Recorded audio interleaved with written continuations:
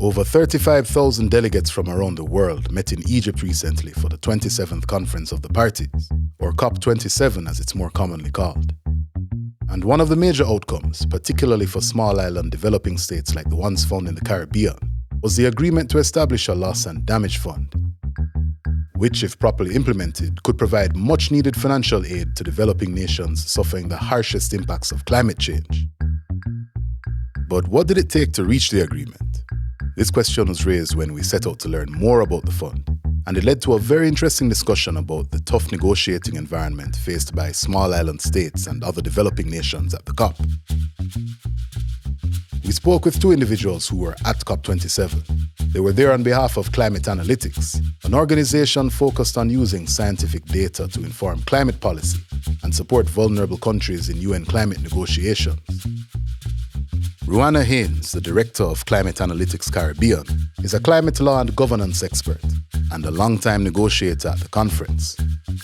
She helped us understand the significance of our recent win and guided us through the politics and other surrounding factors. I regularly refer to the UNFCCC, which is, our short name for the entire process, as the Wild Wild West. Chealief LeeWing is a CAC project officer and a first-time COP attendant. He provided us with additional insight and gave us a first-hand account of the atmosphere on the ground. The assumption is that, the scientists, the specialists, the environmentalists would be the ones using the science, using the reason to say, all right, well, these are the things that we need to do. So let's talk about the Loss and Damage Fund and the 30-year fight to bring it to life in this episode of Caesar Voices.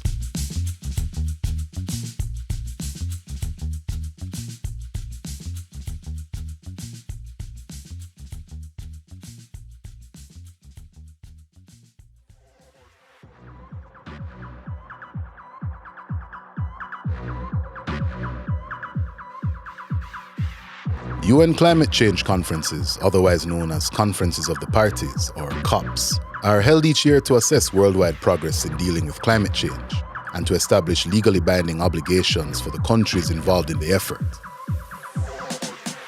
Each year, delegates from SIDS and other vulnerable nations attend the conference to fight for important issues to be addressed, with support from organizations such as Climate Analytics. So Climate Analytics started off in 2008 as a climate policy institute based in Berlin. Their work is focused on climate science, and they spent a lot of time supporting small island developing states and least developed countries in climate change negotiations, helping them to establish the scientific basis for a lot of the positions that they took. Since then, the organization has expanded quite a lot. There are now offices in several different countries around the world. There's a North America office in New York. There's a West Africa office in Togo. There's a Asia Pacific office in Perth, a South Asian office in Nepal, and now as well, a Caribbean office based in Trinidad and Tobago. Each office takes a slightly different approach depending on the needs of the region that it serves. In our context, our work is focused on climate justice, advocacy, as well as education and knowledge, all with that same initial sort of science-based approach. Climate Analytics has been a key presence at the COP for several years, playing a number of important supporting roles. It really depends on, where you sit in the organization. So by way of background, the way Climate Analytics is set up now that we have expanded, we have all of these offices, is through a matrix type of approach where we have offices, we have office directors like myself, but we also have teams.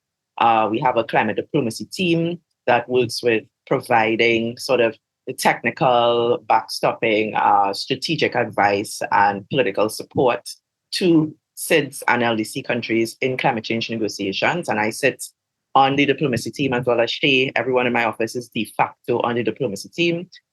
We also have an implementation strategies team that works with countries more along the lines of accessing climate finance, designing nationally determined contributions, and other projects in order to attract climate finance.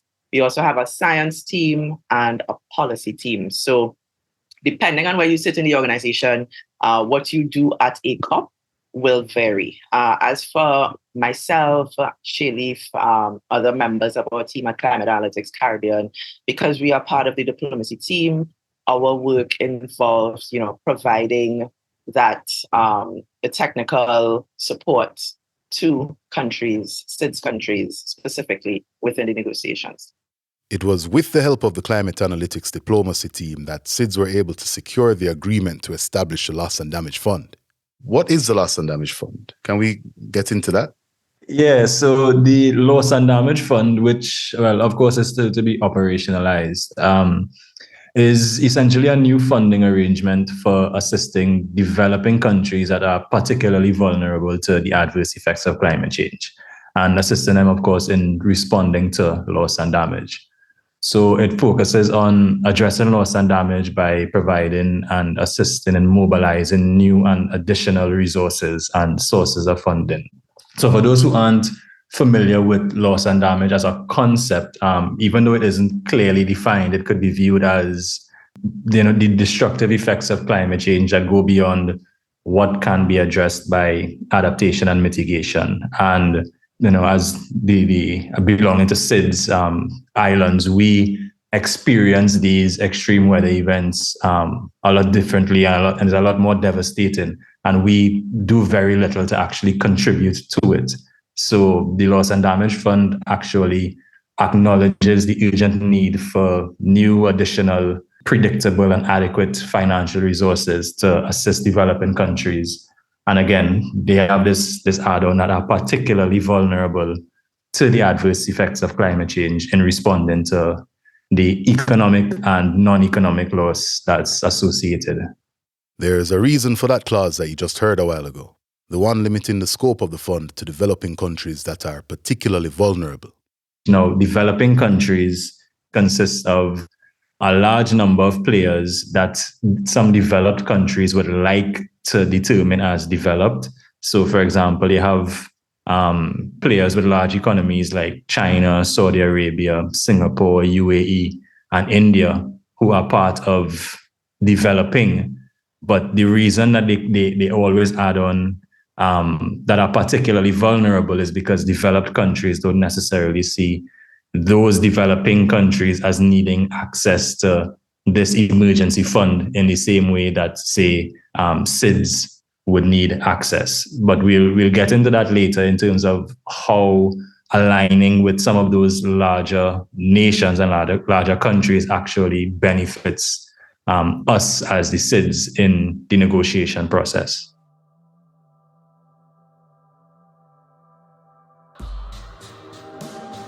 It's important to note here that any decision made at the COP requires consensus, which might give you an idea of what it took for SIDS to achieve the Loss and Damage Fund.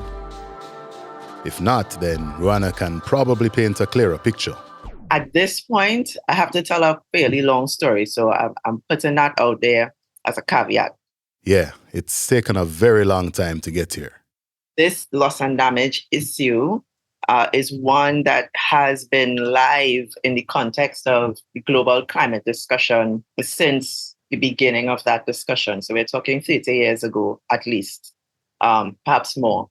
The history of it is, well, it's a little bit complicated.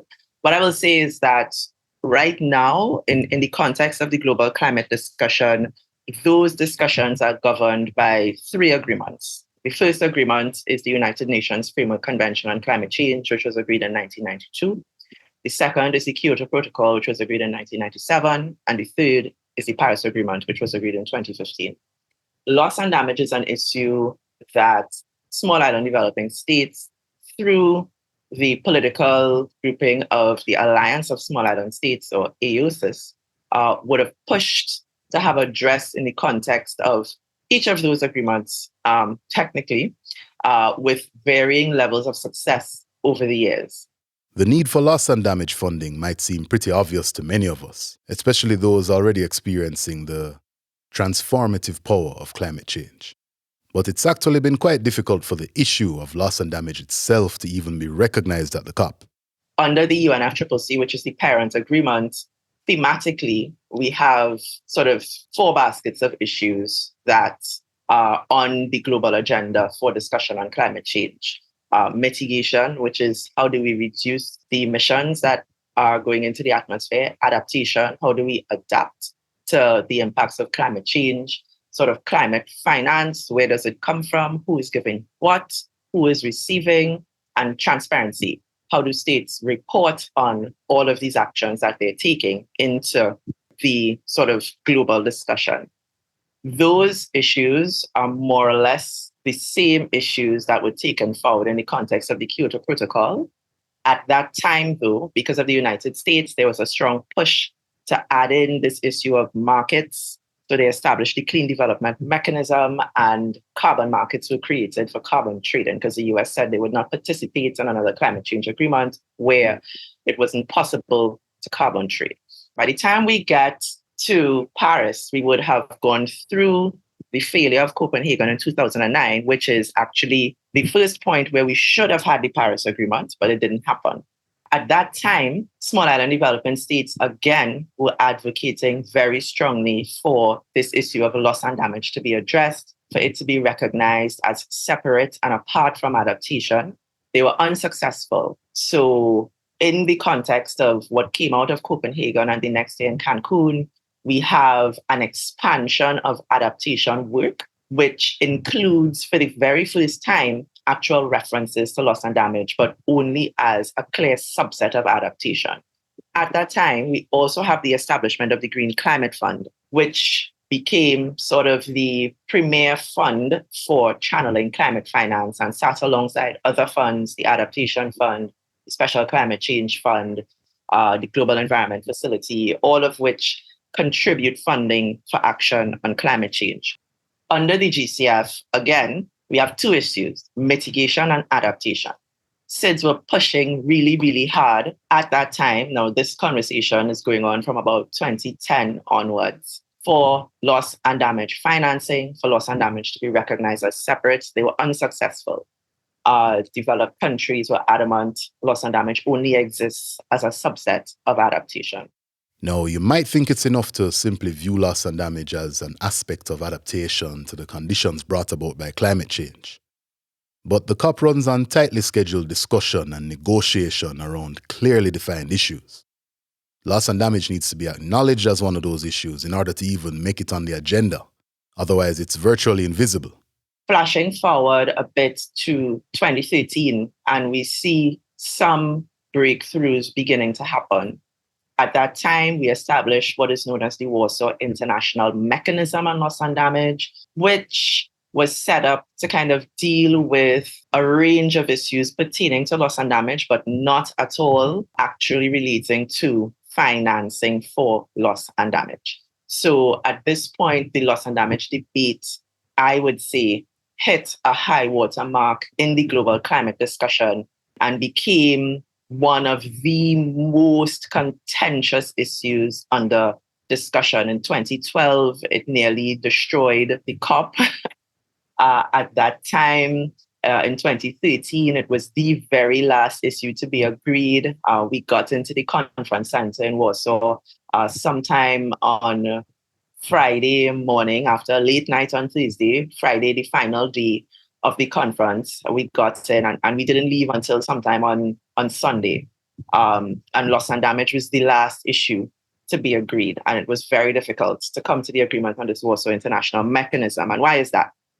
Because for many developed countries led by the United States, any discussion on financing for loss and damage constitutes for them a de facto admission of liability for causing impacts of climate change. And so they have steadily resisted the inclusion of loss and damage into the global climate discussion, but in particular, this question of financing for loss and damage because of that issue of not wanting to de facto admit liability. So now we're starting to see the real issue. See, heavy carbon contributors have always been reluctant to create circumstances that could legally bind them to the more destructive outcomes of climate change. Coming out of Warsaw, we had the WIM established. We finalized the Paris Agreement in 2015. Another difficult discussion on loss and damage took place at that time. where we achieved another high water mark by having a separate article in the Paris Agreement addressing loss and damage. And this was the very, very first time this had happened. The Paris Agreement is the only agreement of the 3 agreements that govern the global climate discussion that actually specifically references loss and damage. But it does so in a particular way. It speaks to minimizing, averting, and addressing loss and damage. So it doesn't speak directly to the issue of addressing, but we have this laundry list of minimizing, which is mitigation. Well, averting, which is mitigation, minimizing, which is adaptation, and then finally addressing. And even in that context, in order for that agreement to be reached, the US requested a very difficult compromise from small island developing states, where we have sitting alongside that Article 8 in the Paris Agreement Treaty, decision language that specifically says that nothing discussed under that article can form the basis for compensation or liability. So again, we have this sort of exclusionary liability clause included in the context of that agreement. So you see, these are the kinds of barriers our negotiators have been facing in regards to this issue. But, we already know that we did manage to take home the win in the end.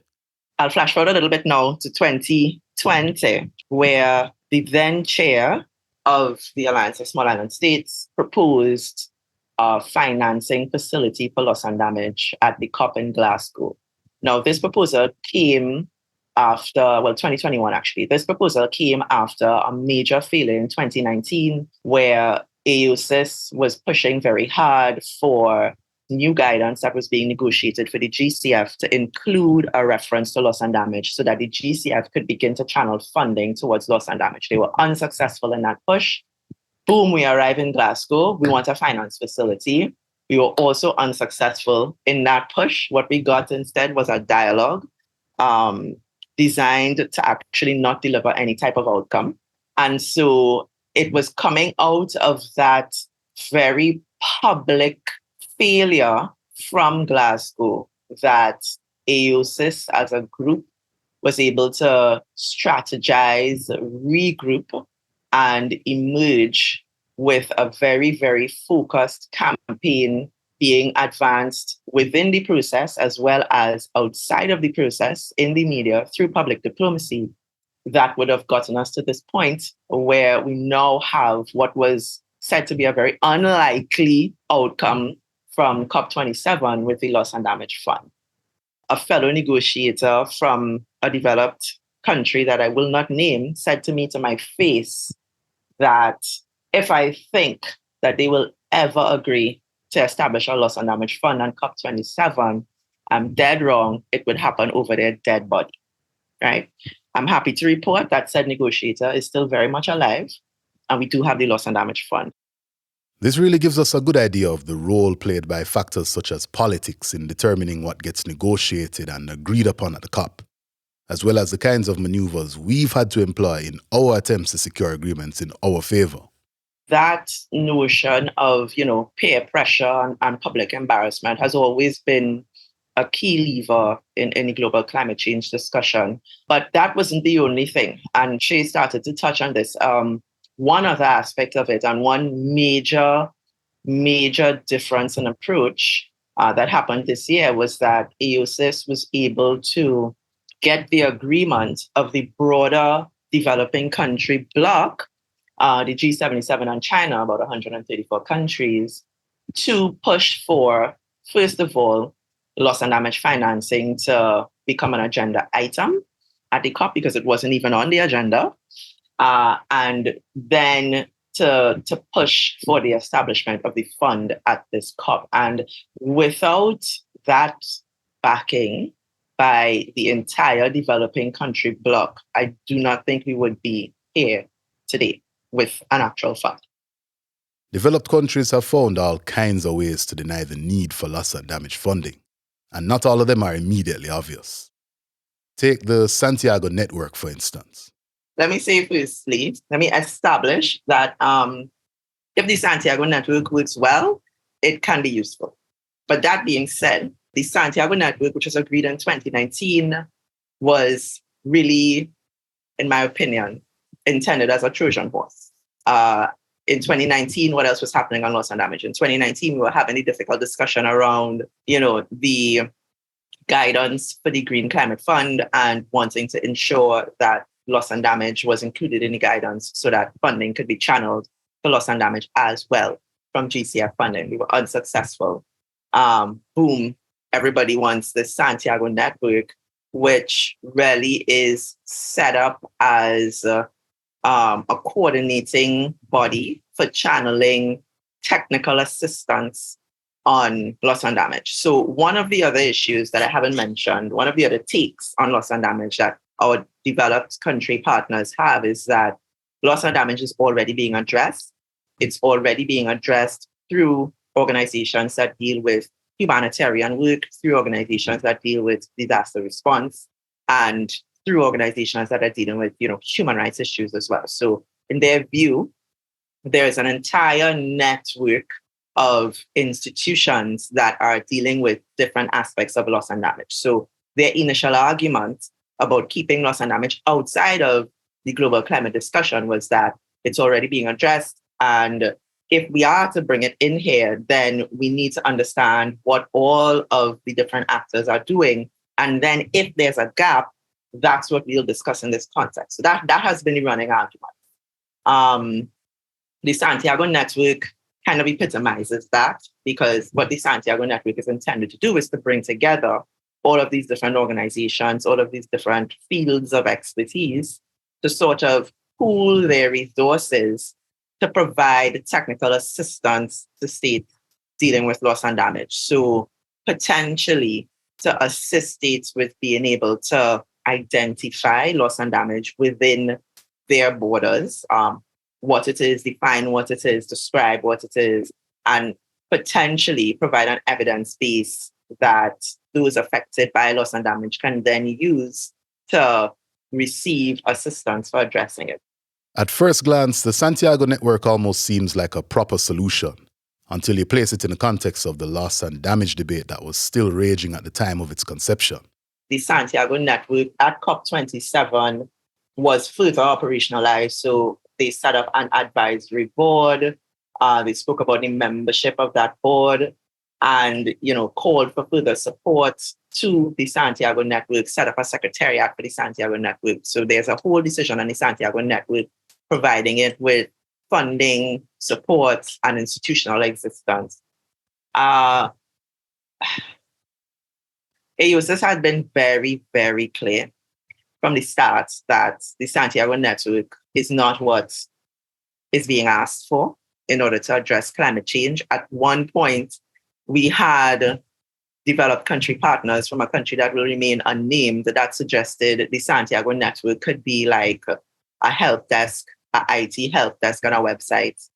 And, I remember the response of the minister from Antigua and Barbuda, who was very clear. You get hit by a Category 5 hurricane and lose 200% of your GDP. You're not going to go to a help desk like that. That is not what we are talking about when we speak about addressing loss and damage. Like that is how ridiculous some of these discussions became in 2021 around the Santiago network, the role of the Santiago network, the fact that it was being pushed by developed country partners as the answer, or to avoid this question of finance and this question of an actual fund for addressing loss and damage. So, yeah, we have a great Santiago network outcome. I hope it's useful. I hope it functions usefully. Ice in the Arctic is melting faster than many scientists predicted. That leads to sea level rise, which in turn increases coastal flooding. The seas will keep rising for maybe thousands of years because the ocean deep has absorbed so much heat already. The increased heat will change weather patterns, bringing more droughts and more rainfall, researchers say. In the words of one leading scientist, we're not doomed, but if we want to avoid catastrophe, we have to drastically cut emissions. Now. Roger Harrabin, BBC News. It's easy to imagine that COP agreements would be fairly straightforward, given the pressing nature of our climate change situation. But as Shay points out, there are simply too many factors at play for that to be the case. I feel like I should give a little bit of context on the experience on the ground from a first-timer lens or a first-timer point of view. So, needless to say, it was a very interesting, overwhelming, demanding experience. And even though we had been briefed from Rueanna extensively, and Rueanna actually has many years experience with COP, I wouldn't age her with the number of COPs that she has attended, but she was able to give us some good, I guess, context on what to expect on the ground, and it still didn't prepare us for what we would have encountered. So the first thing is the number of agenda items or the number of topics that need to be covered in this relatively short space of time, because you're talking about 2 weeks and upwards of like 15 agenda items that need to be discussed in detail. So this would mean that meetings would start late, meetings would end up being cut short, meetings would end late because you have a rotation of the rooms. So the meeting rooms are finite. So somebody would need to run into this room immediately after. So you end up kind of rushing through some of the topics, or everyone not getting to say their piece, which of course would then lead to contention on the road, and this nation feeling that their voice wasn't heard, or et cetera. Then they would have sessions that would continue late into the night and even overnight as parties and countries would try to reach agreement on key issues. Even after considering all the moving parts, it can still be difficult to fathom the idea that political agendas would have a greater impact than stern warnings backed by hard scientific evidence, especially when what we're talking about is, long-term global survival. I personally was not prepared for the process to be that highly politicized. So going into it, I looked at it as, well, this is a 1 + 1 = 2 scenario where we're looking at the facts. We're looking at, the planet is essentially burning down, and we need to figure out how do we save this. And in the opening plenary, all of the leaders would say the same thing. They would say, all right, this is an emergency at this point. We need to act now. So you get the idea that, all right, yeah, so things going to happen with some speed and some clarity. And the assumption is that the scientists, the specialists, the environmentalists would be the ones using the science, using the reason to say, all right, well, these are the things that we need to do. While they did play a key role, of course, in the actual decisions, if you pay close attention to in the meeting rooms and the outcomes, you would see that the decisions were actually heavily influenced by agendas and politics. So a lot of developed countries versus developing countries and that kind of dynamic, which, I wasn't prepared for. Honestly, even the most jaded among us might have been unprepared for what Shea witnessed at the COP. But Rueanna's pretty much seen it all by now.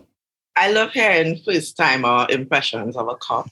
It serves as a reality check for me as somebody who has, been in the belly of this beast for some time. You kind of get used to the chaos. You kind of get a little immune to, various absurdities that are taking place at every point in time. I regularly refer to the UNFCCC, which is, our short name for the entire process, as the Wild Wild West. It is the Wild Wild West of negotiations. I've been involved in multilateral diplomacy for some time. I've been involved in other processes, the UN more broadly, peace and security work, sustainable development work, other areas where things function maybe in slightly more rational ways than they do in the context of the UNFCCC.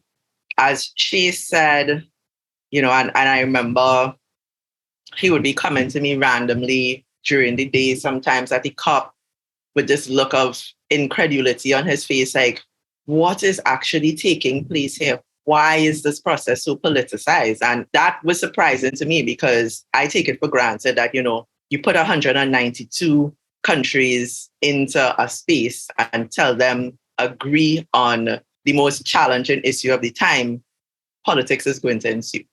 It definitely makes sense when you look at it that way. And you can only imagine how difficult that can make things for small island states. The UNFCCC is a really highly complex space to operate in and a deeply challenging one for small island developing states, simply because as countries, we are small, we do not wield the level of economic power that others wield. We're grouped alongside other developing countries, but we have quite specific needs and circumstances that, we need to ensure are protected in the context of what comes out of the agreements and those discussions. And trust me, SIDS negotiators know the meaning of perseverance. Loss and damage is not the only issue that SIDS countries have had to, quote unquote, die in a ditch for. We've done it before. In the context of the 1.5 degrees Celsius goal, which everyone kind of takes for granted now as, the temperature limits that we're working with when we think about how much global warming will we really allow to happen by the end of this century. It's taken for granted. We have to stay within that 1.5 degree limit. But even in the context of the Paris Agreement in 2015, where that limit is sort of enshrined, even at that time, that wasn't taken for granted as a firm agreement globally. In 2007, 2008, when AUSIS put that on the table, everybody else was talking about 2 degrees Celsius. Everybody else was saying, look, this 1.5 thing, this is not realistic. AUSIS countries, AUSIS ministers, AUSIS leaders were being laughed out of rooms for consistently mentioning it. The slogan became 1.5 to stay alive. And they took that fight into the Copenhagen discussion in 2009, were successful in at least having a reference to it included, even though at that time, the agreement was we would aim to stay well below 2 degrees Celsius. And we kept that fight alive in that interim period between 2010 and 2015, so that when we show up in 2015 for the Paris Agreement, boom, we have that same well below 2 degree reference, but we understand that well below 2 degree reference as meaning 1.5 degrees. And we show up in 2021 in Glasgow, and everybody is suddenly a 1.5 degrees champion. So this is really the kind of story that surrounds the role of small, vulnerable countries in the context of this climate discussion. Loss and damage is the latest frontier, but we are still very much at the beginning of this fight. Let's get ready to rumble! The Loss and Damage Fund represents a major victory for SIDS. And we're not exactly strangers to the idea of having to fight for survival, especially in the face of climate change. But the reality is that this is just the first round. We still have so many issues that need to be addressed. How is this fund going to function? What are the sources of funding? Who is going to be paying into the fund? Who is going to be eligible to receive? What are the circumstances under which a state can apply to receive funds? Will it only be states that receive the funds? Who is going to administer the fund? Where is it going to sit? What's going to be the relationship of the fund with other funds, with the GCF, with the World Bank, with the IMF? Coming out of COP27, we've established a transitional committee to work out these issues. We've given them a timeline of 1 year to sort it out. I won't offer comments on how realistic I think that timeline is. But what I will say is that the struggle has already begun in considering who gets to sit on that transitional committee. That's where we're at right now. Everybody wants to be there. The committee has to start its work before March.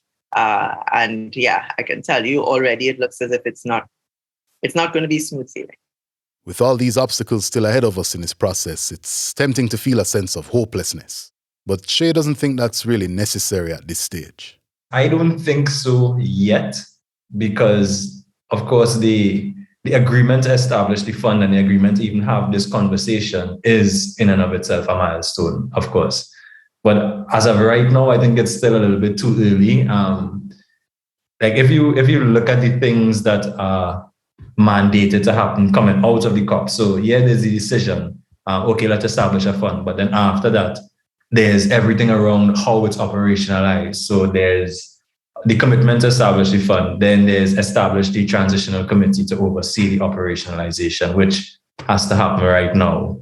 And then there's the agreement and the recommendations to operationalize the fund have to follow certain criteria. So establishing institutional arrangements, modalities, structure, governance.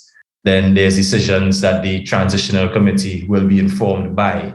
So then they have to take a look at the current landscape of global, regional, and national institutions that are already funding activities related to loss and damage, and ways that synergies could be made amongst those different institutions.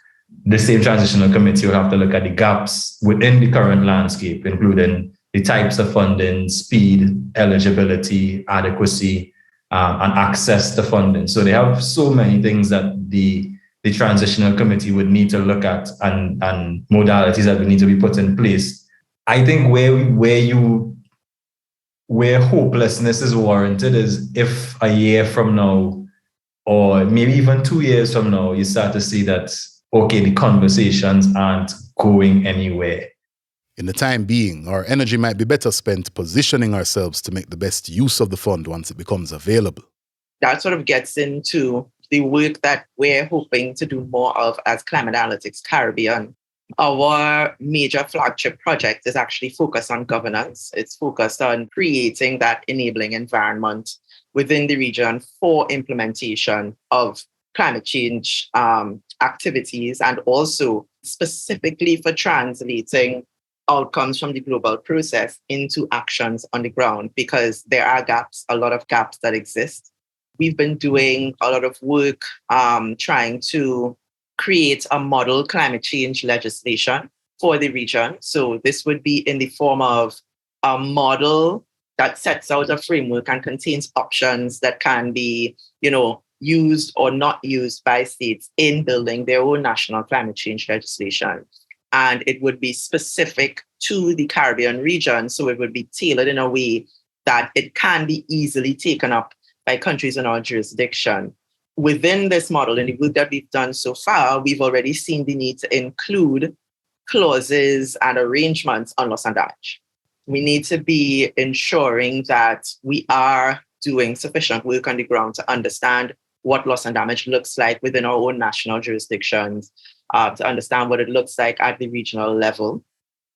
We also need to be doing work to ensure that we have institutions already set up that would be in a position to receive this funding and to channel it where it actually needs to go.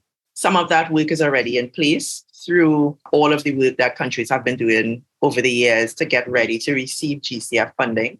So there is funding that countries received from the Green Climate Fund in order to get ready to receive GCF funding. So in order to get their institutions in place, in order to set up systems and designate authorities that are able to write proposals, but then also make use of funds coming from the GCF. It's called GCF readiness.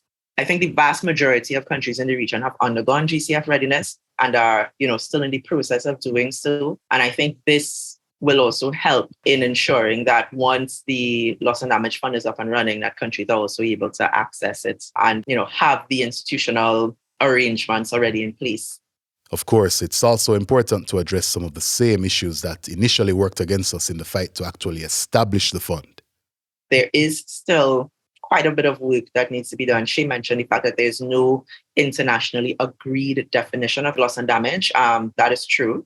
And also a long debate within the negotiations as well. And if it's to even be defined, if it can be defined.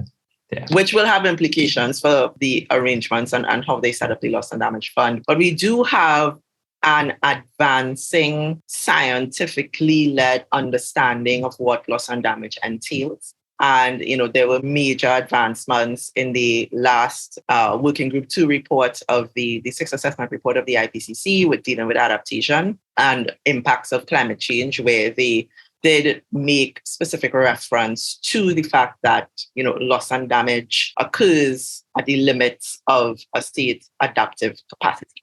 So that was very, very important, and also very, very useful in getting us to where we are now with the actual fund.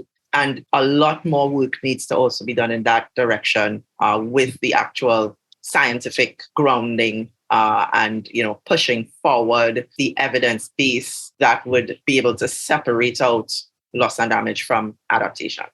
We've been here before. Scientific research was what ultimately made the difference in the push for the 1.5-degree goal. Professor Michael Taylor from the University of the West Indies actually spoke about this back in our very first episode. The rest of the world, through the Paris Agreement, kind of put 2 degrees on the table instead of 1.5. And the Caribbean argued, no, 1.5 is the goal. And so the IPCC decided to do a special report through the lobbying of, the Caribbean and the least developed countries and the other small island developing states, to do a special report on the 1.5 target, looking on the state of the science, seeing if they can answer a number of questions. The call for that report triggered then a bunch of studies around the issue that was able to build up that scientific evidentiary base that we see now. Major advancements have been made, and that in the context of the Working Group 1 report of the last assessment report of the IPCC. So we have been able to make some advancements on loss and damage and the way loss and damage is treated in the context of IPCC work.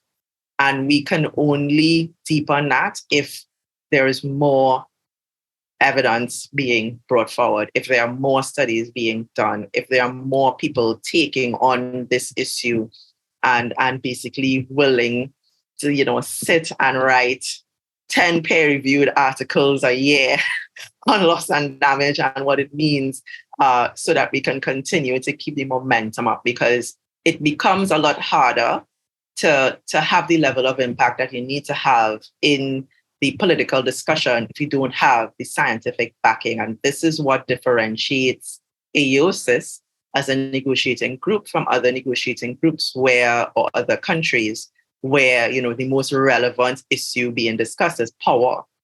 But from an AOSIS point of view, we've always grounded every position we take in the science. The lesson here is clear. SIDS and other developing countries have often faced heavy resistance at the COP whenever we've tried to address important issues such as temperature limits and loss and damage.